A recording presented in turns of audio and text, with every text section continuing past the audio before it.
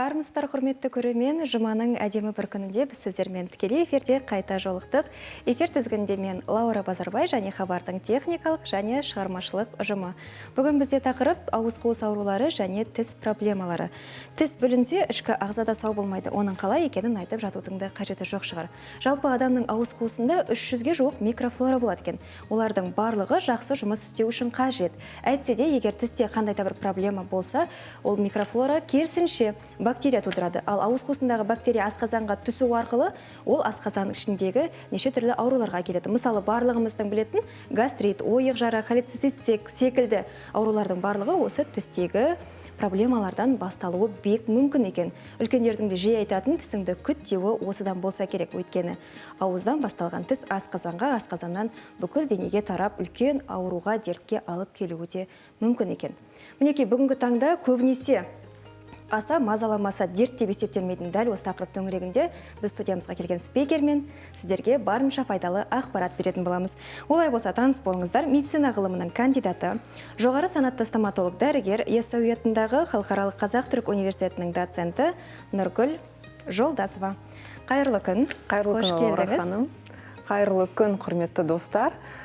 Шақырғаныңызға алғысым шексіз. Бүгінгі таңдағы сіздің тақырыбыңыз өте маңызды тақырыптардың бірі. Себебі қазіргі таңда тіс аурулары жеке ауру болып есептелмейді. Бұрыннан ғылыми зерттеулердің нәтижелеріне сүйенсек, тіс аурулары жалпы ағза ауруларымен тікелей байланысты.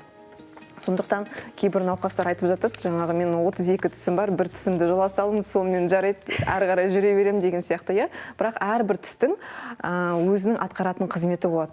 Мысалға, алдыңғы тістердің тісті тағамды тістеу болса, азу шайнау тістерінің қызметі сол тағамды жаңағы шайнап, жаңағы жұтуға дайындап, сілекеймен сілемейлеп, сосын барып жұтуға әсер ететінін қылдырып, сондай қызмет атқарады. Сондықтан тақырыптың өзектілігі сонда әрбір тістің және де жалпы ауыз қуысындағы мүшелердің бір-бірімен тығыз байланыстылығы, соның ішіндегі мысалға сілекейдің жаңағы тағамды қорытуда, тағамды ары қарай жұтынуда, ас қорыту жүйесіндегі жаңағы асқазан ауруларын әкелетін себебінің бірі сол бір-бірімен тығыз байланысты екеніне көз жеткізіп отырмыз. Себебі қазіргі таңда жалпы ғылыми зерттеулерге де қарасақ, соның ішіндегі доказательная медицина дейміз, сондағы жаңағы сұхбаттар немесе ғылыми баяндамаларда оның барлығы жазылған. Сондықтан жалпы біздің стоматологтардың тәжірибесінде тек қана тәжірибелік практикалық ұсыныстан ғана емес, сонымен қатар ғылыми жағынан оны дәлелдеуге біз атсалысып жатырмыз. Сондықтан жаңағы сіздің айтқан ауыз қуысы мүшелерінің ауруларының ішінде, мысалға, оған тіл аурулары және де ауыз қуысы шырышты қабатының аурулары жатады. Мысалға, тіс аурулары жалпыға белгілі жаңағы тіс кариес дейміз, тіс шегісі деп жатамыз. Сосын қызыл ек аурулары болады. Мысалға, ол бізде гингивит, пародонтит деп айтып жатамыз. Мысалға, пародонтит, пародонтоз ол жаңағы тісті ұстап тұрған еттің қабынуын алып келеді. Ол ары қарай сол қабынуды емдемей жүре беретін болса, науқастар, мысалға, қазіргі 25-20 жастағы дәл біздің сол әлеуметтік қоғамның күші деп айтамыз, сол кісілердің ауыз қуысының жағдайлары өте, мысалға, жаңағы күрделі болып табылады. Сондықтан жаңа пародонтит, пародонтоз ауруларын міндетті түрде уақытында емдеу керек, себебі ол ерте тіс жоғалтуын алып келеді. Мысалға, 30 жастағы біздің жаңағы адамдарда егерде бір тісі болмаған жағдайда, ол тек қана тағамды шайнаумен қоймай, ас қорыту мүшесінің аурулары және де самай төменгі жақ буыны ауруларын алып келеді. Бір тістің болмаған себебі, сол бір тістің қызметін қасындағы тістерге тағы да ол таралады да, сонымен самай төменгі жақ буыны тістердің барлығы жымдасқан кезде бірге, мысалға, мына жерде бір тіс болмай қалса, мына жерде, мысалы, жоғарыда болсын, ол жабылған кезде тамақ ауыз қуысына бірдей таралады. Сол бірдей таралғандықтан ол барлық тістерге жаңағы шайнау қысымы бірдей жүріледі.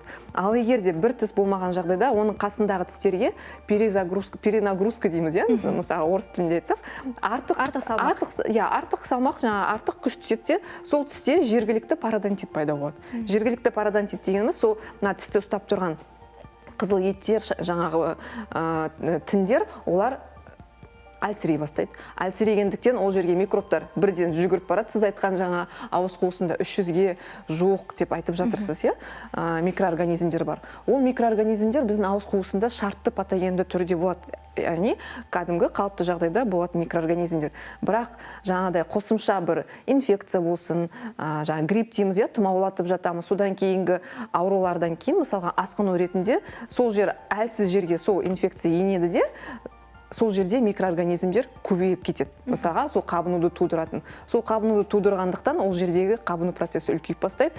Ал ол ауыз қуысында жергілікті иммунитет деген болады. Мысалға, бізде жалпы иммунитет бар, барлық организмімізге жауап беретін. Және жергілікті иммунитет. Жергілікті иммунитетке оған тіс, тіл, жаңағы сілекей, ауыз қуысы сұйықтығы, біздің организм, микроорганизмдер, иммуноглобулиндер дейміз, соның барлығы бірге әсер етеді. Қорғаныш қызметі ретінде жаңағыдай мысалға афта дейміз, немесе жаңа стоматит аурулары, немесе сол жаңа айтқан паразитит аурулары сияқты әртүрлі процестер туындайды. Сондықтан ауыз қуысы, оның барлығы неден басталады? Оның барлығы ауыз қуысы гигиенасынан басталады. Қарапайым ғана, Қарапайым. Сау адамда тіс кариесі болмайды. Бірақ енді оған қазіргі таңда әсер ететін факторлардың бірі ол жаңағы тамақтану. Жүгіреміз, таңертең тұрып алып жұмысқа жүгіреміз, жолда ала салып кофе іше саламыз, тәтті нәрсені жей саламыз деген сияқты. Кейбір жаңағы науқастар айтып жатады, мен тісін тазартатын уақытым жоқ деген сияқты. Бірақ оның барлығы тәрбиеге байланысты, және де адамның өзіне өзі деген күтіміне байланысты. Ауыз қуысы күтімі ол ең басты факторлардың бірі болып табылады. Осы ретте бір сұрақ қойып жіберейінші, кейбір адамдар жаңағы шынымен де айтады, уақытым болмайды дейді, тіс щеткасының орнына кәдімгі ауыз шаятын қазіргі неше түрлі енді жарнама жеріп тұрған нелер бар ғой? Не дейді олар? Ерітінділер бар. Ерітінділер. Соларды алмастыра алады ма жалпы олар? Тіс щеткасының орнын алмастыра алмайды. Ол ерітінді деген ол қосымша көмек ретінде, қосымша көмек. Егер де сіз мысалға кәдімгі сол ауыз қуысы гигиенасына, күтіміне өте үлкен көңіл бөлетін болсаңыз, кәдімгі щеткаға еш нәрсе жаңағы ауыстыра алмайды. Себебі щеткамен тазартқан, ол кәдімгі механикалық тазартқанымен бірдей болады. Кейбіреулер айтады, менде жаңа электрический щетка бар, сонымен жеткілікті деп. Ол қосымша мысалға бар негізгі күтім, және де қосымша күтім. Негізгі күтімге сол тіс щеткасы мен тіс пастасы ең маңызды. Қосымшаға сіз айтқан сұйықтықтар, жаңағы электрический щеткалар дейміз, сосын жаңағы тіс тазартатын жіптер, неше түрлі қазіргі сосын бізде брекет қолданатын науқастар бар, олардың әдейі арнайы қолданылатын жаңағы тіс щеткалар болады. Сондықтан жалпы ауыз қуысы гигиенасын тақырыбын бөлек алып шығуға болады. Ол жерде жаңағы негізгі және қосымша деп негізгінің өзіндегі түрлері бар, қосымшаның өзіндегі түрлері бар. Және де әрбір адамның жас ерекшеліктеріне байланысты. Және де әрбір адамның өзінің табиғаты дейміз, табиғи ерекшеліктеріне байланысты. Себебі әрбіреуміз енді тұлғамыз ғой, әркімде әртүрлі ауыз қуысындағы условия дейміз, жаңағы шарттар болады. Сол шарттарға байланысты біз әрбір науқасқа өзіне қажет жалпы және де жергілікті сол гигиена заттарын таңдап береміз. Енді бір кездері бізде ақпарат жетіспеушілік болса, қазір ақпарат өте көп. Тіпті қайсының рас екен, қайсының өтірік екенін де білмей жатамыз. Енді осы ауыз тазалаудың өзіне қатысты тіпті сұрақтар бар екен. Сұрақтар ма әлде қарама-қайшы пікірлерді айтуға болар ма екен? Біреулер айтады, ауыз қуысын тазалаған кезде тіс щеткасын 3-4 минут ұзақ уақыт төменнен жоғары қарай тазалау керек десе, кейбіреулері жоқ, керісінше 1-2 минут қана тазалау керек, өйткені оның сыртындағы эмалін құртып жібереді дейді. Енді осы жерде қайсы дұрыс, қалай тазалау керек? Қарапайым нәрсе болғанымен, енді ақпарат көп болғандан әркім әртүрлі айтады да, қайсы дұрыс екенін қарапайым халық білмей қалады шыны керек. Әр нәрсе жалпы қарапайымдылықтан басталады ғой, не болғанда да. Сол жердегі сіздің айтып тұрғаныңыз дұрыс. Егер де жаңағы 3-4 минут бойы оны күш салып, немесе жаңа кейбір науқастар келеді, күш салып жаңағыдай тазарттым деген сияқты. Эмаль деген ол организмде ең қатты тін болғанмен, мына тістің мойын аймағындағы эмаль ол өте жұқа болып келеді. Сондықтан тіс тазалау әдісіне өте үлкен көңіл бөлу керек. Әрбір келген науқасты, мысалға дәрігер стоматолог тіс тазалау әдісін міндетті түрде оны көрсетіп айтып беру керек. Сіз айтқан 4 сегмент дегеніміз, мысалға неліктен 4 минут дейді. 1, 2, 3, 4 сегмент болады ауыз қуысына. Соны әрбіреуіне 1-1 минуттан деп айтып тұр ғой. Негізі жалпы жаңағы орташа көрсеткіш бойынша әрбір сегментке 30 секундтан жеткілікті. Бірақ оны щетканы қолдану мысалға жаңағы айтқандай жоғарыдан төменге қарай былай жаңағыдай тазартқан, осылай сыпырған сияқты деп айтамыз, иә, сондай қылып тазарту керек. Ал бұрынғы сол үйреніп қалған осылай турасынан тікелей осылай тазарта беретін болса, мына жердегі қызылетті зақымдайды да, қызылет жоғарыға қарай қаша береді. Ал тістің мойын аймағындағы манағы мен айтқан эмаль бар ғой, жұқа. Сол жұқа эмаль жұқарып, сосын осы жерде сына тәрізді ақау деген бізде диагноз бар, клиновидный дефект дейді. Немесе тістің мойын аймағындағы тіс жегісі деп айтып жатады. Сондай ауруға алып келеді. Сондықтан әрбір сегментті жаңағыдай осылай 30 секунд средний тазартасы да орташа, және де тістің ішкі жағын ұмытпау керек. Құрметті науқастар, біздің құрметті халайық, тістің ішкі жағын міндетті түрде тазартуды ұмытпау керек. Және де төменгі жақта да дәл солай. Және ішкі жағынан. Және де ауыз қуысын қатты ашып тұрып тазартуға келмейді. Себебі мына жерде бізде самай төменгі жақ буыны бар, бұлшық еттер бар. Оған тіс щеткасы ары қарай өте алмайды. Сондықтан ауыз қуысын орташа күйінде ашу керек. Жаңа тіс щеткасы ыңғайлы өту үшін. Көп адамдар алдыңғы көрінетін жерлер тазарып қалады. Артқы азу тістер, шайнау тістері жаңа тазарылмай қалады. Өте керемет. Өте жақсы түсіндіріп бердіңіз деп ойлаймыз. Сонымен қоса жаңа бір сөзіңіз айтып қалдыңыз. Қазір брекет тағатындар өте көп, иә? Енді табиғатынан тістер кейбіреулерінде қисық орналасады, иә? Осы брекет тағу қазір енді өте көп болып кетті ғой, және неше түрлілері де бар. Ешқандай ол табиғи орналасқан тістің құрылысын бұзып жібермей ме, керісінше? Ол зияны жоқ па?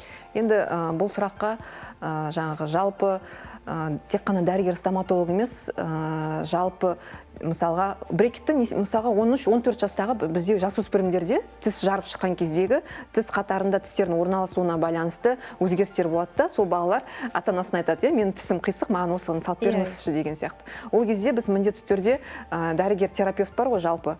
Сосын жаңа біз қазір остеопат деген жаңағы дәрігерлермен бірге консультация алған жөн. Себебі ауыз қуысындағы тістердің жарып шығуында және тіс қатарының орналасуында ол өзінен өзі қисық шықпайды. Сонымен қатар жаңағы ағзадағы витамин D3 бар ғой, соның құрамын тексеру керек. Және де жалпы жұлын бар ғой, позвоночный столб дейміз, біздің жұлын. Сол жердегі өзгерістерге де мән беру керек. Себебі ол тікелей байланысты. Самай төменгі жақ буыны, тіс қатары және де омыртқа жотасы, жұлын емес. Кешірім сұраймын, омыртқа жотасын орналасқан, омыртқалардың орналасуы да соған тікелей байланысты. Неліктен ол жастағы балалар сабақ оқып отырған кезде көбіне былай қисая оқиды, басын төмен, немесе жаңағыдай ыңғайсыз отырыс болады. Содан жақтарын бүйтіп қисайтып, көп осылай отырып жатады.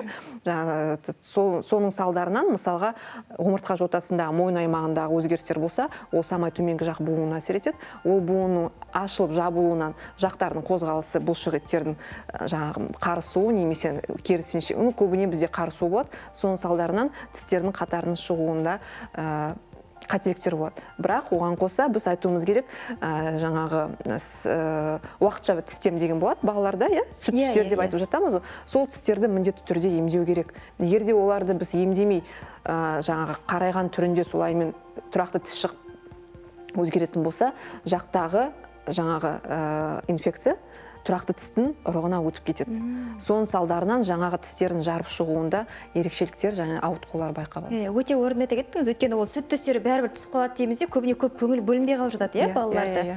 Сонымен қоса мына сүт тістеріне байланысты енді өзіңіз сөзіңіз келе жатыр екен, сол ретте сұрақ қоя салайын, сүт тістерінің мысалы шірейді деген сияқты неше түрлі болады.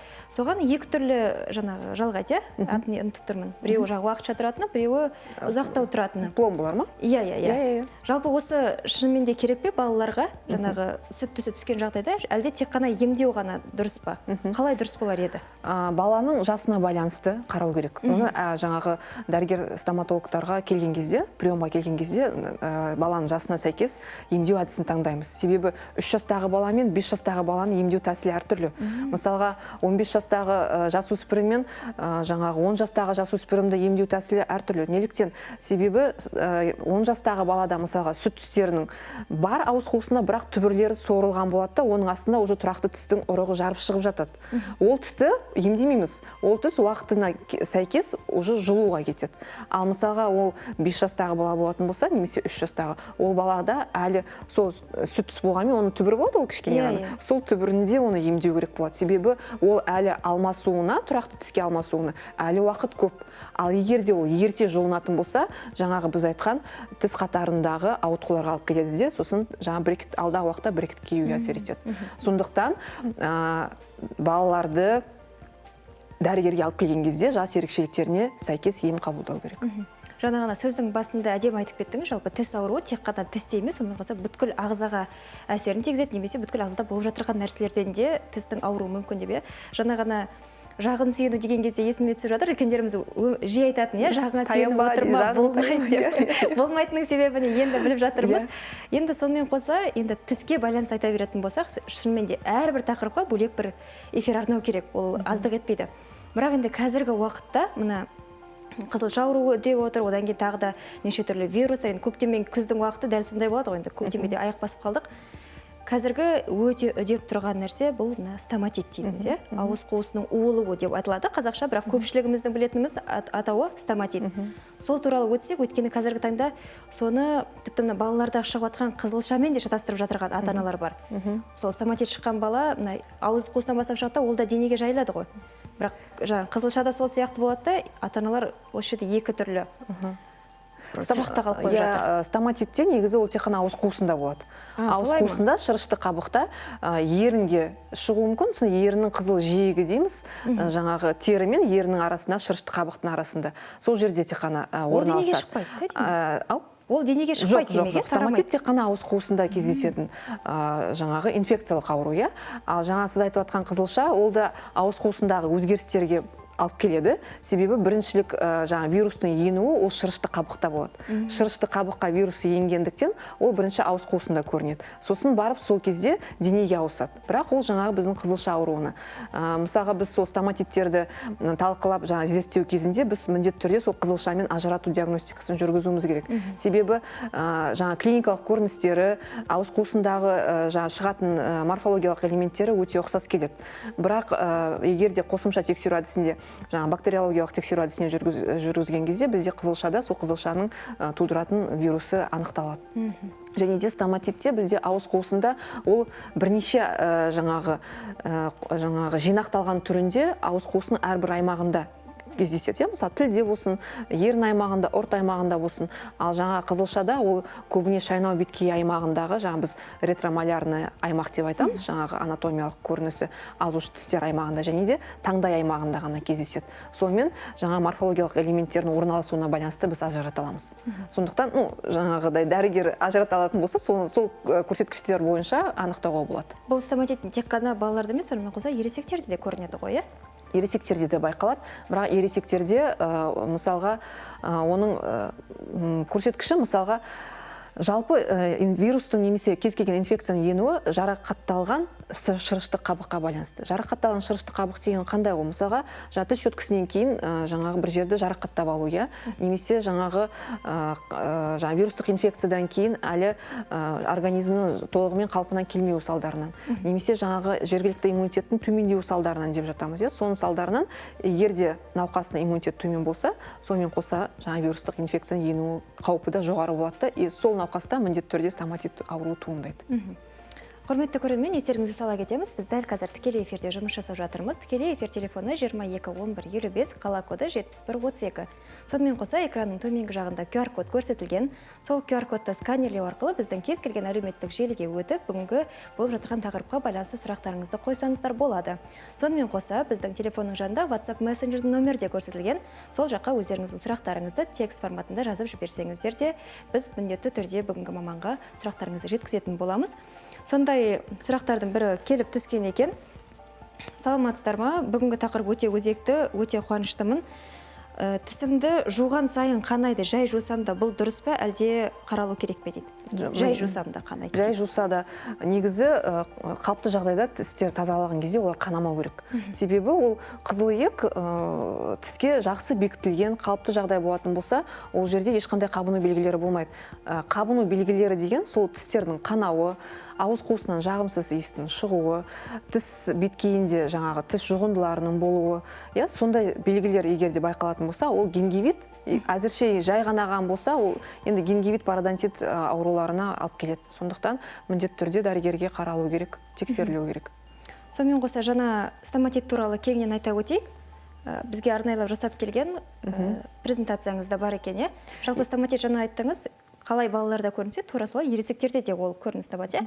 Бірақ осы ересектер мен балаларда көріну симптомдары, диагноздар бірдей болуы мүмкін бе? Мысалы, екеуінде де температура, екеуде ауырық не істейді деген сияқты, өткізеді деген сияқты. Әлде ересектер мен балаларда екі түрлі көрінеді ме? Жоқ, ересектер мен балаларда екі түрлі көрінеді. Себебі балаларда, мысалға 3 жасқа дейінгі балаларда ол жиі байқалады, стоматит. Неліктен? Себебі 3 жасқа дейінгі балаларда әлі жергілікті иммунитет толығымен қалыптасқан жоқ. Ол әлі жаңағы сол вирустық инфекцияларға тез сезімтал болады. Сондықтан балаларда жаңағы стоматит өте ауыр күйінде өтеді. Оның мысалы жеңіл, орташа, ауыр деген түрлері бар. Сол жаңағы жедел герпестік стоматит деп айтамыз балаларда. Сондықтан оларда 39-40 градусқа дейін температура болады. Ауыз қуысында жаңағы афты дейміз, язва жаралардың бірнеше жаңағы түрлері болады. Ол балалар тамақ ішуден бас тартады, себебі ауырады. Тамақ ішпеген бала, ауырып тұрған бала, оның иммунитеті одан сайын төмендейді. Сондықтан балалар бұл ауруды өте жаңағы ауыр өткізеді бастарынан. Ал ересектерде, ересектерге біз жаңа жедел герпестік стоматит деп қоя алмаймыз. Ол кісілерде арасында кездесетін стоматит жаңағы немесе созылмалы қайталамалы стоматит деген диагноз қойылады. Ол кісілерде ондай дәл температура болмайды да, бірақ тағам қабылдаған кездегі ауырсыну сезімі, сосын жаңағы тәбетінің төмендеуі деген сияқты. Бірақ ауыз қуысындағы өзгерістер үлкен көлемде болады. Және де оларда жаңағы температураның көтерілуі, немесе әлсіздік сияқты жаңа балалардағы жаңа клиникалық симптомдар ересектерде олай байқалмайды. Қазір презентациямызды бастамас бұрын мына жақта тағы бір сұрақ келген екен. Тісімнің ішкі бөлігінде тастар жиі жиналады. Жарты жыл сайын тазартып тұрсам да тез жиналып қалады дейді. Осындай сұрақтар көп қойылады негізі науқастардан да. Мен сізге жарты жыл сайын келем ғой, неліктен менде тастар жиналады деп. Мен жаңағыда әзілдеп айтамын, онда сіз күнде тамақ ішпей отырыңыз, үнде ауыз қуысыңызды қолданбаңыз деп күлеміз ғой. Ол жерде жаңағы біз айтқан ең бастысы ауыз қуысы гигиенасы және де тіс тазалау тәртібі. Егер де жарты жыл сайын тіс тазалауға келіп тұрса, өте керемет науқас. Жарты жыл сайын ол уже жаңағы тазартуға келіп тұр, бірақ күнделікті тіс тазарту әдісі мен жеке гигиена заттарын қарау керек. Мүмкін тіс тазалау әдісі дұрыс емес шығар, мүмкін тіс пастасы дұрыс, тіс щеткасы дұрыс таңдалмаған шығар, және де тіс пастасы соған байланысты. Және де қара шай мен қара кофе ішетін науқастарда бізде ондай жиі кездеседі. Сондықтан біз ол науқастарды жарты жыл сайын жаңағы міндетті түрде шақырамыз. Мына щетканың өзінде де бізде жаңағы жұмсақ, орташа, қатты щетка деп бөліп жатамыз. Онда дәрігер-стоматолог жаңағы кез келген әрбір науқасқа ерекшелеп тағайындайды. Мысалға, күнделікті түрде жұмсақ щеткамен күнде тазартуға болмайды. Немесе қатты щеткамен күнде тазартуға болмайды. Оның ауыз қуысы гигиенасын жағдайын анықтағаннан кейін ғана барып, дәрігер таңдап береді сізге. Мысалға, Лаура ханым, сізге осындай щетка қажет деген. Бірақ енді кез келген адам стоматолог дәрігерге бармайды, өкінішке орай, мен қандай щетка таңдаймын деп. Демек, оларға жаңа орташа қаттылықтағы щетка болады. Сонымен қоса, қазір енді тіс пасталарының өте көп таңдауы бар. Кейбір тіс пасталарының төменгі жағында қара, көк, қызыл, жасыл белгілер болады. Кейбір енді осы тақырыпқа байланысты дайындалған кезде сондайлардың жасыл белгісі болса, демек ол барынша экологиялық, барынша таза дегенді білдіреді дейді де, қызыл, қара, көктері керісінше күрделенген, көп химикаттар қосылған деген сияқты ақпараттар таптым. Бұл қаншалықты рас? Қалай таңдау керек тіс пастасын? Тіс пастасы, сіз айтқандай, келсем, қазір өте көп оны. Оның деген, егер де жаңағы мен тек осылайынан қолданам десе, мысалы, бір тіс пастасын жасыл тұрғыдағы пастаны қолданды ма, оны енді сол 2-3 ай бойы қолданбау керек. Сол бітті ма, сол мысалға сол жаңағы бір алған тіс пастаңыз, келесі пастаны басқа жаңағы производительді не дейтін едік, басқа өндірушіден алу керек. Мысалға, жаңағы жасыл, қызыл деген нәрселер, оның барлығы енді тіс пастасының құрамына байланысты. Тіс пастасының құрамына байланысты. Мысалға, бар бізде емдеу тіс пасталары, емдеу алдын алу тіс пасталары, соның ішіндегі емдеуге жаңағы қабынуға қарсы, сезімталдықты азайту, тіс жегісіне қарсы деген пасталар болады. Емдеу алдын алуға ол жаңа тіс қуысын барлығы, жаңа тіс кариес жегілерін емдеп болғаннан кейін, ауыз қуысын барлығы жақсы жағдайда болғаннан кейін ғана емдеу алдын алу пасталарын уже қолдануға болады. Жақсы түсінікті. Енді ары қарай презентациямызды көрсете берейік. Жаңа стоматит өте күрделі ауруға әкелуде мүмкін деп жатырмыз. Жалпы тіс ауруының кез келген жаңа түрін қарамасақ, ары қарай ешқандай шара қолданбасақ, ол үлкен ауруға дейін де алып келуі мүмкін, иә. Тіпті тістің түсуі былай тұрсын, ағзаға дейін де өтіп кетуі мүмкін деп жаңа айтып жатырмыз ғой. Енді осы туралы кеңінен айтып өтсек. Қателеспесем, сіз осы тақырып төңінде жобалар қорғап жүрсіз, иә? Иә. Біз жаңағы ғылыми жобалар жасап жатырмыз. Қазіргі кеңінен талқылап ізденіп үстінде дәл осы ауыз қуысы шырышты қабығы аурулары, жаңағы тіс жегісі, пародонтит, пародонтоз, гингивит дегендері енді зерттелініп болды деп айта алмаймыз да, бірақ енді не болғанда да емі анықталып, әйтеуір біз науқастарға көмегіміз тигізіп жатырмыз. Ал мына шырышты қабық ауруларында әсіресе мына жаңағы ковидтен кейінгі асқынулар өте көбейіп кетті. Науқастарда мысалға сіз айтқан жаңағы кәдімгі стоматит деп жүре береді де, ойлайды, ой, кеше ғана шықты ғой, 2-3 күнде жазылып кетеді деп, негізінде деп. Бірақ ол жазылмайды да, әртүрлі одан сайын асқынуларға алып келеді. Мысалға, сондай стоматиттен кейінгі асқынулар рагалды процестеріне ауысып кетуі мүмкін. Мысалға, солай емдемей беретін болса, ары қарай ол жердегі сол, мысалы, сол шырышты қабық қызылекте немесе өзгеріс болып, ол жерде науқас оған қосымша тағы жарақаттар жасаса, немесе жаңағыдай протездердің жаңағы зақымдайтын жерлері, немесе тістердің қабырғаларын сынып кетуі, острый края дейміз ғой, солардың барлығы мысалға шырышты қабықтағы жаңағы жай ғана стоматиттегі язваны ракалды процесіне ауыстыруы мүмкін. Сондықтан қазіргі ауыз қуысы шырышты қабығының ауруларының ішінде жиі кездесіп жүрген өзгерістер, сол жаңағы афталар, язвалар, сосын жаңағы слайдты көрсете қойыңыз. Слайдты көрсете берсеңіздер. Осыған дейінгілерін көрсетейік. Бұған дейінгі слайдты көрсете берсеңіз, мысалға, осының барлығына әсер ететін ауыз қуысының шарттары жаңағы, мен айтқан. Мына жерде жаңағы сілекейдің құрамы, сосын жаңағы гигиеналық дағдылар науқастың, ауыз қуысындағы сілекейдің pH-ы дейміз. Себебі ол жаңағы тіс жегісі мен ауыз қуысындағы инфекциялық аурулардың дамуын алып келеді. Және де жаңағы шырышты қабықтағы жаңағы жарақаттарға сілекейдегі белоктар мен минералдардың бұл жерде енді тамақтану тәртібі. Бұл жерге сол тақырып ол ерекше жаңағы мағынада алып келеді. Келесі слайд. Мысалға, мына жердегі науқас 18 жаста, мына алдыңғы тістерінде жаңа қызарып тұрған еті көріп тұрсыздар ғой, жаңағы ерекше бөлініп тұрған. Бұл кісіде мысалға ана тіс тастары, ана тістің мойнындағы қарайып тұрған. Ол тіс тастары. Соның салдарынан мысалға бұл жарақаттаушы фактор әсерінен. Және де бір өкінішті жағдай, көп науқастар осындай жағдаймен жүре береді. Ойлайды, өзі кетеді деп жаңағыдай асқындырып алады. Асқындырып алып келеді де, бұл аурудың мысалға жаңағы соңғы сатысы, жаңа ракалды процесі немесе рак процесі. Сондықтан бұндай науқастарға ауыз қуысында белгілі бір язва бір нәрсе шықты ма, 3 күн, максимум 5 күн ішінде жазылмады ма, міндетті түрде дәрігерге бару керек. Және де ол жерде дәрігер-стоматологпен қосымша дәрігер-инфекционист, дәрігер-терапевт, гастроэнтеролог, невропатолог сияқты қосымша дәрігерлермен біз бірлесіп жұмыс жасаймыз. Мысалға, мынадай ауыр процестерді біз пациент осындай науқастарды міндетті түрде қосымша біз дәрігер-дерматологтармен бұл кісіні емдедік. Бұл кісіде жаңағы сондай қиын бір диагноз болды, пузырчатка деген. Неше күн бойы тамақ ішпеген, себебі ана шырышты қабықты даже шырышты қабық тістеп алсаңыз да уже сол жер ауырып тұрады ғой, мысалы, ана жерде ондай бір емес, бірнеше жара. Және де ол тілде де бар, ерінде де бар, ұрттың аймағында да бар. Сондықтан бұл науқастар өте ауыр науқастардың бірі болып табылады. Келесі слайд. Сол жаңа науқастың көрінісі әрі қарай. Келесі слайд. Келесі слайд. Мынау жаңа сол науқасты біз емдегеннен кейінгі көрініс. Жаңағы еріндегі өзгерістерді көрдіңіз ғой, ерінде тілде болды. Бұл кісіге біз 7 күн бойы жаңағы дәрі жазып емін қабылдады. Содан кейінгі мына ауыз қуысындағы өзгеріс бұл жазылу сатысы. Стоматит шыққан кезде бірден фурацилинмен шаю жалпы дұрыс па? Фурацилинмен, тұзбен? Жоқ. Қазір тұзбен шаю, содамен шаю деген нәрсенің барлығын қою керек.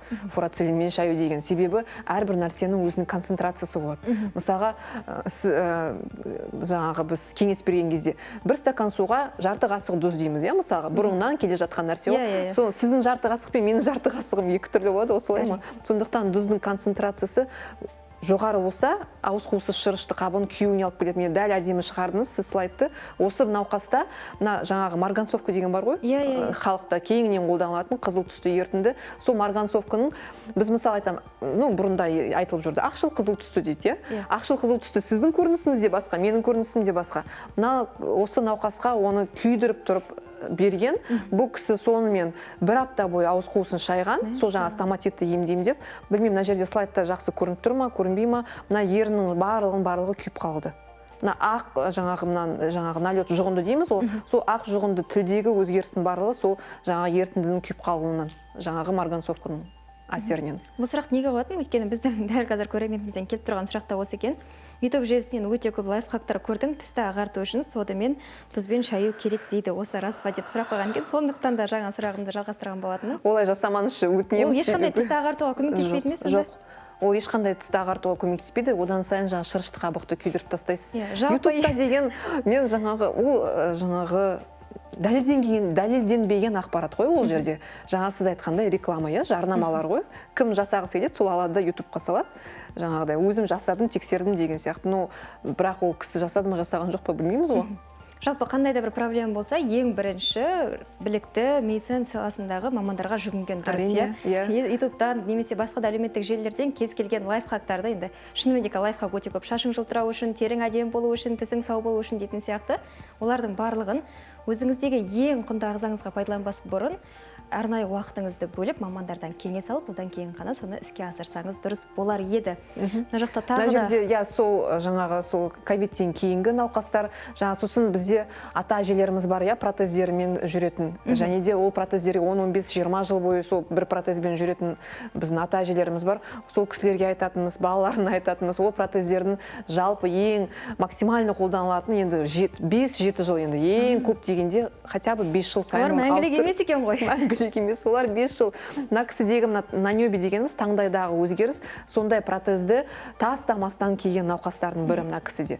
Мына кісіде тілде шыққан өзгеріс, бұл кісіде жаңағы төменгі жоғарғы протезінің жаңағы 15 жыл бойы кигендіктен протез ол жаңағы полимерден жасалады, ол пластмасса. Ол жаңағы күнделікті біз ыстық, салқын тамақ қабылдаймыз. Оның жаңағы құрамы өзгереді де, ол ауыз қуысына әртүрлі зиянды заттарды бөледі. Біз қаншалықты ол уақытты ауыстыру керек деген, сондықтан біз ауыстырамыз. Мына кісілерде соның салдарынан. Бұл кісіде де мына жерде жаңағы жарасы тілінде пайда болды.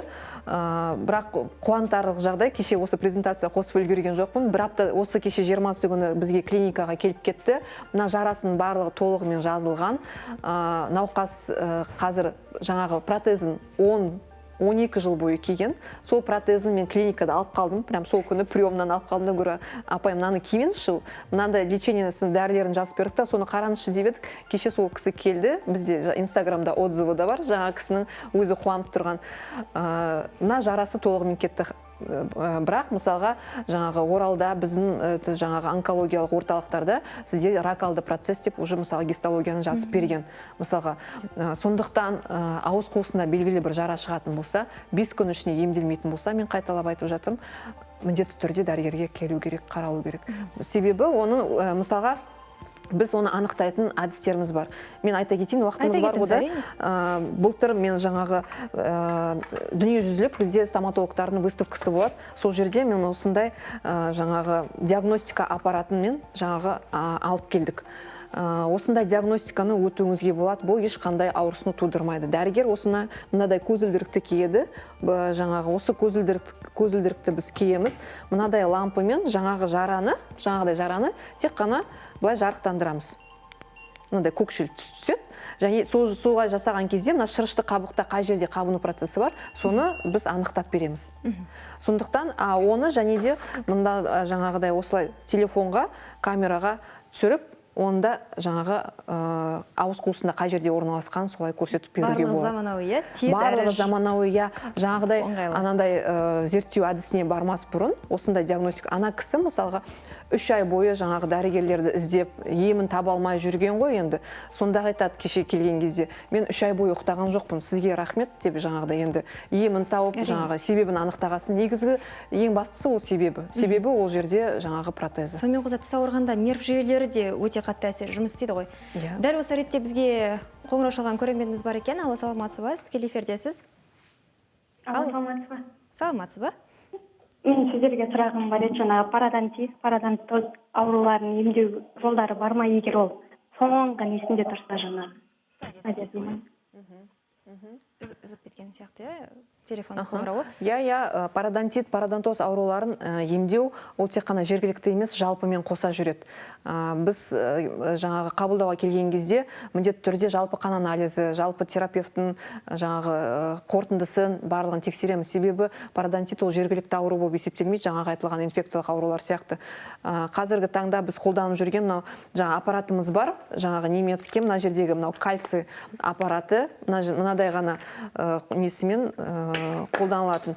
Және де бізде науқастар көбісі қорқады ғой, стоматологтарға барсақ ауырады деп. Ешқандай ауырсын тудырмайды, себебі мынадай ғана жіп-жіңішке ғана біз қондырғымен жұмыс жасаймыз. Яғни осы қондырғымен, мына тұрған осы қондырғымен әрбір тіске мынадай жаңағы кальций гидроксиапатит, жаңа сіздерде слайдта естеріңізде қалған болса, сол болды. Сол эмальдің және тістің түбірінің аймағына салынатын емдеу тәсілі болып табылады. Сондықтан пародонтитті емдеуге болады. Оны толығымен жазылып шығуға келмейді, себебі ол созылмалы хронический процесс қой. Оны тоқтатып, тек ары қарай асқынуға апармауға біз алдын аламыз. Бізге тағы түскен қоңырау бар екен. Алло, саламатсыз ба? Тікелей эфирдесіз. Алло, саламатсыз ба? Саламатсыз ба? Мен мына сұрайын дегенім, бал ауырса да, үлкен ауырса да біз ашутас дегенді пайдаланамыз. Сол дұрыс па? Жақсы, рахмет. Рахмет сұрағыңызға. Ашутас енді бұрыннан келе жатқан нәрсе ғой, жаңағы біз әжелерімізден де естігенбіз. Тіпті баланың сілекей ақса да осыны беретін едік қой. Соны беретін. Енді біз дәрігерлеріміз ғой, барлығы ғылыми дәлелденген нәрсемен, практикалық қолданылған нәрсемен жасаған дұрыс. Соның ішінде дәл қолданылатын шаю әдістері қазір өте көп. Уақытында шайып, жаңағы балаларда кез келген стоматитті уақытында бастап шайып, жаңағы қолданылатын дәрісін жақса, ол балаларда да, үлкен кісіде де екінші, үшінші күнге ауыспайды. Сондықтан жаңағы марганцовка, жаңағы ашутас дегендерді қолданбаған жөн. Барынша қолданбаған жөн. Бізде тағы бір сұрағымыз бар екен. Сәлеметсіздер ме? Бүгінгі эфирге үлкен рахмет. Мен көптеген стоматологтарға бардым, әйтсе де көбі бұл ауруға ем таба алмай жатыр. Менің ектерім, тісімнің үстіндегі қызыл ектері өте әлсіз дейді, тісті ұстамайды. Осы тісті ұстау үшін таңдайдан ет алады дейді. Бұл жалпы дұрыс нәрсе ема дейді. Бұл қандай диагноз екенде жазбаған екен? Қызыл ек әлсіз дейді. Түсінген шығарсыз өзіңіз. Енді сіздің жазуыңыз бойынша, жаңағы предварительный дейміз ғой, алғашқы түсінігіміз бойынша айтып берейік. Енді мысалға, егерде ол тістеріңіз қозғалып тұрған болса, ол пародонтит ауруы болуы мүмкін. Немесе жаңағы қасындағы көрші тістері бар болса, жаңағыдай қызыл ектен лоскут дейміз біз, етті таңдайдан аймағынан алып салуға болады деген. Бірақ оған қарсы көрсеткіштермен жалпы дағыда қарама-қайшылықтар болуы мүмкін. Сондықтан ол тек қана жергілікті сондай өзгерісті жасау үлкен шаруа деп айтуға болады, неліктен. Сондықтан қарау керек, қарап айту керек. Бұндай нәрселердің барлығын, бірақ енді жаңа өзі де айтып тұр, көптеген стоматологтарға бардым, барлығы келмейді деп айтып тұр. Сондықтан енді ол жерде мысалға ол тістердің қозғалуы тек қана қызыл етпен біз таңдайдан алып жаба салсақ, ол солмен қатая салса, барлығы солай жасар еді. Бұл жерде пародонтит, пародонтоздың жаңағы қиындығы сол сүйек тіні бар ғой, сол сүйек тіні азайып кетеді. Ал сүйек тіні мен таңдайдан алған ол тін екеуі екі түрлі нәрсе. Сүйектегі ол кәдімгі сүйек тіні, ал жаңа таңдайдағы ол шырышты қабық сияқты ткань, ет. Ол тек қана мына тістің қозғалмауына және де эстетикалық ақауын жабу үшін мүмкін қолдануы мүмкін. Бірақ тістің сүйегі аймағына мүмкін, егерде жаңағы біз сүйектік материал қолданамыз, мүмкін сол материалды салып, сосын барып қызыл екті жауып жатса, ол кезде ол дұрыс тактика болар еді. Бірақ қасындағы көрші тістерді қарау керек, және де сол тістердің жаңағы рентгенограммасын міндетті түрде. Демек, бұл өте ұзақта процесс болуы мүмкін. Жалпы тістегі проблемалар осыдан ары қарай туындайды. Сұрақ, тістегі проблемалардың емделу жолдары қаншалықты ұзақ немесе тез арада шешіледі? Ол жаңағы тістегі аурулардың түріне байланысты ма, жоқ әлде барлық тісті ұзақ уақыт емдеген дұрыс па? Негізі жылына бір рет біз айттық, дәрігер-стоматологқа келіп тексеріп тұру керек. Ол жаңағы тістерді ерте жоғалтуын алдын алады. Иә, мысалға тісіңізде кішкене ғана кариес басталды ма, тіс шегісі, соны уақытында емдеп тастаған дұрыс. Себебі ол емделмеген тіс шегісі келесі сатысы тістің нервісін алып тастауын алып келеді. Тістің нервісі алып тасталғаннан кейін алдағы уақытта ол тіс жылуға алып кетуі мүмкін, ауысуы мүмкін. Тіс жылғаннан кейін уже ары қарай имплантация, имплант салуға тура келеді. Біз жаңа айттық, бір тістің болмауы жарайды, енді бір тіс емес, көп науқастар енді күнделікті біз прием қабылдаймыз ғой. 4-5 тістен жоқ науқастар бар ғой ауыз қуысында. Ол ас қорыту жүйесінің ауруларымен бөлек жаңағы самай төменгі жақ буынына алып келеді. Сондықтан әрбір науқас мына тісім бар, бір тісім жарайды деген сияқты нәрседен айырылу керек қой. Әрбір тістің өзінің орны бар, атқаратын қызметі бар, емдеу әдісі әркімде әртүрлі. Саламатсыз ба, тіс неге өзінен өзі босап кетеді, оған қандай ем бар дейді? Тіс өзінен өзі босамайды, ол біріншіден жарақаттан босауы мүмкін, екіншіден жаңағы біз айтқан сол гингивит пародонтиттен босауы мүмкін. Ол жерде тіс тасы тұрып қалады. Неліктен жаңа біз айттық, тіс тасы жиналады дедік, сол тіс тасы ол тіс пен қызылектің арасына орналасады. Сол жерде орналасады да, мына жердегі тісті ұстап тұрған жаңағы тіндер бар, сол тіндерді босатады. Себебі біз тамақ шайнаймыз, жаңағы тасты ары қарай біз итере бастаймыз. Ол барлығы ішкі физиологиялық процесстер ғой, көзбен көрінбейді. Бірақ сол ары қарай ысырылып келе жатады да, тісті жаңағы несі байлам бұзылды ғой енді, себебі тіс пен қызыл еттің ортасына жаңа тас тұрып алды. Ол сонымен арасын босатады да, тіс өзінен өзі сосын шығып қалады. Себебі байламды босатып жіберді. Ал тісті ұстап тұрған тіндер, олардың барлығы өте мықты тіндер, қатты тіндер. Жаңағы былай айтқанда, өзіміз қатты ауырмайтын, мән бермейтін қарапайым тастардың жиналуының өзі, міне осылай жаңа пародонтокс деп жатыр, тістің босауына барлығына да алып келуі мүмкін, сондықтан да айтылатын шығар, жарты жыл сайын тексерілді деп. Бірақ енді тағы бір сұрақ болады, енді бізде барамыз ғой жаңағы тіс тазартуға. Бірақ жаңағы аппараттар сол тазарту арқылы керісінше тісті одан сайын босатып жібермей ме деген қорқыныш та бар. Оның барлығы жаңағы жалған ақпарат деп айтамыз ғой, енді былай қарасаңыз, сол Google-да қай интернетті ашсақ болды, жаңағыдай науқасымыз айтқандай, YouTube-тағыдай, көрерменіміз айтқандай, YouTube-тағыдай. Ол жерде қолданылатын аппараттың өзінің ережесі болады. Сол ережемен дұрыс тазартатын болса, тіске ешқандай зақым келмейді. Ол ереже бойынша тіс тасын алудың өзінің әдістемесі бар. Сол әдістемесі арқылы жасалынатын болса, сізге дәрігер керісінше көмек береді. Себебі сізге тіс тастарын алады. Тіс тастарын алғаннан кейін сіздің ауыз қуысы гигиенаңыз, жаңағы жергілікті иммунитетіңіз жоғарылайды. Ол жоғарылады деген сілекейдің құрамы жақсарады деген сөз. Сілекейдің құрамы жақсарды дегені сіздің жаңағы айтқан микробтарымыздың барлығы қалпына келді деген сөз. Ол ары қарай жалпы ағзадағы сауығуға алып келеді. Сәлеметсіздер ме? Қалампырдың тіске емі бар ма дейді. Енді бұл жаңағы көпшілігіміздің қойып жатырған сұрағы халықтық емдер ғой жаңағы. Ашутас болсын, қалампыр болсын, емі бар ма шынымен? Жоқ, мен шөп деп есептейді ғой енді оны. Негізі, мен жаңағы ғылыми жұмысымда біз сол шөптермен айналысқанбыз, жаңағы мия тамыры шөбі деген сияқты бар, жаңағы корень солодки деген, сосын девисил дейміз, жаңағы қалампыр деген гвоздикамыз ғой, енді. Оны жаңағы ауыз қуысында шайнап жүруге болады деген бізді жаңағыда естігенбіз. Сондықтан енді ауыз қуысы сау болып, барлық тістері емделген, барлығы дұрыс болса, алдын алу тәсіл ретінде ұнаса қолдануға болатын шығар. Ешқандай оның кері әсері болмайды. Ешқандай кері әсері болмайды. Ол шөптер ғой барлығы. Тағы бір сұрақ көрерменімізден. Біздің көрермендеріміз эфирге енді ғана қосылған сияқты, әйтсе де бүгінгі бағдарламаның бітуіне шамалы ғана уақыт қалды. Құрметті көрермен, дәл осы сәтте сіздердің естеріңізге салғым келеді. Біз әр сәрсенбі және жұма күндері сағат 12:10-нан 13:00-ге дейін тікелей эфирде жұмыс жасаймыз.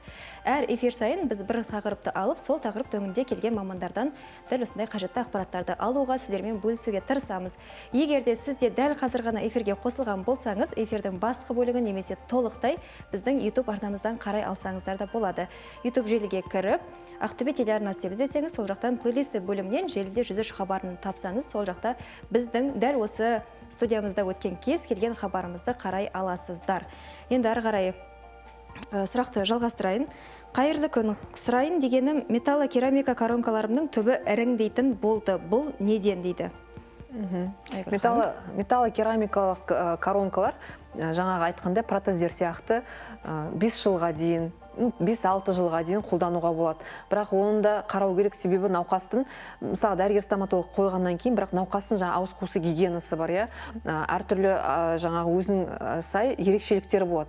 Сондықтан мысалға шайнау қысымы әркімде әртүрлі болады. Қалай тамақтану тәсілі, тамақтану түрі деген сияқты. Жаңағыдай басынан кешірген вирустық инфекциялар, қазіргі мына вирустық инфекциялар шырышты қабыққа өте қатты әсер етеді. Біз вирустық инфекцияны емдегенмен, бірақ ол барлығы бір өзінен кейін жаңағы асқынуларын қалдырады. Металлокерамиканың бір жаңағы кемшілігі деп айтайық енді, иә, металл-керамиканың астында металл кәдімгі біздің қолданып жүрген металл, сосын соның үстіне жаңа керамикалық масса салынады. Жаңағы металл жаңағы біздің шырышты қабықты кішкене зақымдайды. Бірақ ол жаңағы бірінші күн салғаннан бастап емес, уақыты тозады ғой. Сол тозғанның салдарынан 4-5 жылдан кейін, сондықтан ол жаңағы тісі қызылекті зақымдайды да. Іріңнің бөлінуі, иістің шығуы, қызылектің түсінің өзгеруі деген сол металлокерамикалық коронкалардың салдарынан болады. Демек, оларда уақытылы алмасақ тұрған жалпы ауыз қуысына салатын кез келген жаңағы қондырғылар болсын, барлығы уақытша нәрсе. Уақытылы себебі организмге көмек ретінде, мысалға дәрігер, басқа стоматолог емес, басқа дәрігерге барсаңыз да, оны әр уақытта тексеріліп қаралып тұрасыз ғой. Қосымша, мысалы, даже бір дәріні өмір бойы жазып бермейді, мысалы, терапевт болсын, кардиолог болсын, әрбір жарты жыл сайын болсын, келіп тексеріліп, мысалы, қан қысымын өлшейді, болды, мына доза сізге келмейді, давайте енді келесі дозаға ауыстырамыз деген сияқты, дәл сондай стоматологтар да солай ғой, дәрігер, стоматолог деген енді жаңаға қондырған нәрсені біз енді көбісі сол үйреніп қалған ғой, бір салып алдым, болды, енді 10 жыл бойы, 20 жыл бойы мен келмеймін дәрігерге деген сияқты, олай болмайды. Тағы бір мәселе енді осы жаңағы неге байланысты, қондырғыларға байланысты, оларды кейбір әжелерден көрем, ата әжелер ғой көбіне тағатын, өзімнің де әжелерім бар, олар мүлдем шешпейді. Кейбір керісінше кешке шешіп, таңертең алып салып жүреді. Жалпы қайсысы дұрыс, алып салып жүру керек пе, жоқ әлде бір салғаннан кейін сол жаңа айтылған 5 жыл уақыт тұру керек пе? Жоқ. Сіздің осы әдемі сұрақ қойдыңыз, өткенде сондай науқас келген, жаңа протезін салып алғанда, үлкен ағай ғой, енді кейде түсінбей қалып жатамыз ғой, тез айтылып жатам екен, әлде жаңағы 3 жыл бойы ма, 4 жыл бойы ма ана протезін шешпей қойып жүре берген ғой, ана протезі шырышты қабығын өте қатты зақымдаған. Содан жаңа протезді әйтеуір бір әурелеп шаққа деп алғанымыз бар. Сондай нәрсе болмас үшін күндіз бойы жаңағы протезді киеді да, енді протездің түріне байланысты, бірақ онда қазір мысалы протездің түрлері бар ғой. Сондықтан жаңа түнге қарай, бірақ оны жаңағы жылы суға салып қойған дұрыс. Жылы суға салып қойған. Кез келген түрі болса да, бірақ жаңа өзіңіз айттыңыз, түрі бар, кейбіреулер тіпті шешпеуге де болатын түрлері бар. Оның барлығын дәрігер, стоматолог, мамандар айтып береді. Біз енді көріп жүргеніміз, ата әжемізден көріп жүрген алмалы-салмалы болғандықтан, оны енді түнге қарай шешкен, бірақ суға салу керек міндетті түрде. Себебі біз күн жақыны ауыз қуысының шырышты қабығымен, жаңағы сілекеймен не істеп тұрады да, түнге қарай оны сол міндетті түрде ылғалға қойған дұрыс болады. Неге бізге берілген 50 минуттың өзі өте шығыпты. Барынша пайдалы ақпарат бергеніңізге үлкен рахмет.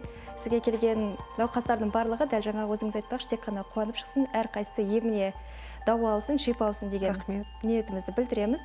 Құрметті көрермен, бүгін сіздерге барынша пайдалы эфир жасауға тырыстық, қателеріңізге жарадық деген үміттеміз. Біз сіздермен келесі аптаның сәрсенбісі күні жүздесеміз. Оған дейін тағы бір мәрте естеріңізге сала кетейін. Біз әр аптаның сәрсенбі жұма күндері тікелей эфирде сағат 12:10-нан 13:00-ге дейін қызмет етеміз.